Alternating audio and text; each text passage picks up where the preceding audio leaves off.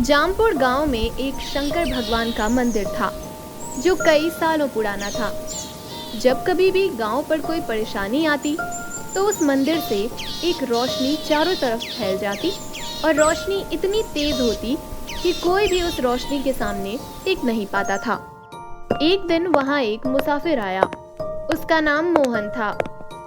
अरे भैया सुनो, मुझे टीमकपुर के लिए जाना है, लेकिन रात बहुत हो गई है, तो क्या मैं यहाँ रुक सकता हूँ? आप जाकर एक बार सरपंच साहब से मिल लीजिए, वही आपको यहाँ रुकने की आज्ञा दे सकते हैं। अच्छा ठीक है।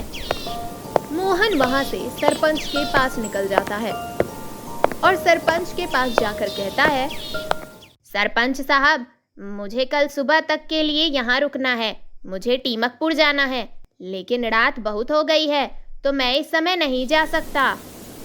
कोई बात नहीं, आप हमारे गांव में रुक सकते हैं। आप हमारे मेहमान हैं और मेहमानों को हम भगवान ही मानते हैं। जी शुक्रिया, आपका दिल से धन्यवाद। सरपंच मोहन को अपने ही घर में रोक लेता है और मोहन का बहुत आदर सम्मान करता है। लेकिन रात को मोहन सोता नहीं है, मंदिर की तरफ जाता है और सरपंच उसे मंदिर की तरफ जाते हुए देख लेता है। सरपंच भी मोहन के पीछे जाता है। क्या बात है मोहन, आप इतनी रात को मंदिर के पास क्यों घूम रहे हो? मुझे यहाँ से कुछ आवाज और रोशनी दिखाई दी थी, इसीलिए मैं यहाँ आया। ये हमारे गांव का सबसे पुराना मंदिर है। हमारे गांव का गौरव है ये गौरव। जब भी गांव पर कोई मुसीबत आती है तो ये मंदिर हमारी रक्षा करता है। यहाँ कोई नागिन है क्या? आपको कैसे पता? मुझे ऐसा लगा जैसे यहाँ कोई नागिन है। कौन हो तुम? मैं मोहन हूँ। तुम कोई और हो, तभी तुमको ये पता चला कि यहाँ पर कोई नागिन है। सरपंच की आवाज सुनकर और भी लोग आ जाते हैं। क्या हुआ सरपंच जी? इसे हमने मेहमान समझकर अपने घर और गांव में रखा, लेकिन ये कोई साधारण इंसान नहीं है। इसे पता है यहाँ नागिन है। मैं सपेरा हूँ और मैं इस नागिन की तलाश में ही आया हूँ। मुझे किसी भी तरह से ये इच्छाधारी नागिन चाहिए। इस इच्छाधारी नागिन को तुम यहाँ से नहीं ले जा सकते। इतने में इच्छाधारी नागिन सामने आती है। क्यों आए हो तुम यहाँ? मैं तुमको लेने के लिए आया हूँ, चलो मेरे साथ।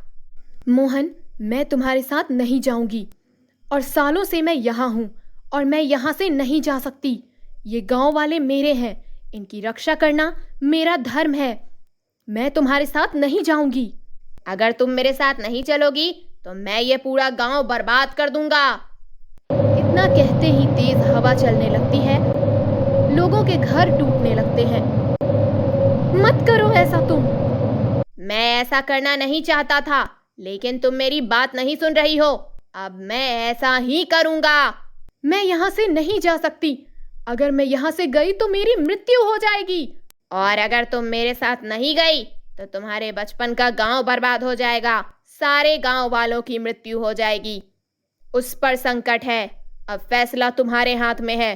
तुम मेरे साथ चल रही हो या मैं सबको मार डालूं? कौन से संकट की बात कर रहे हो तुम? वहां एक अघोरी ने अपना डेरा डाल लिया है। वो लोगों को बहुत परेशान करता है। अगर तुम नहीं आई तो वो सबको मार डालेगा। सिर्फ तुम ही उससे लड़ सकती हो। वो शक्ति मेरे पास भी नहीं जो तुम्हारे पास है। इच्छाधारी नागिन, तुम यहाँ से ही कुछ ऐसा करो कि उस अघोरी को सबक मिले। मैं कुछ सोचती हूँ। ओम नमः शिवाय, ओम नमः शिवाय, ओम नमः शिवाय।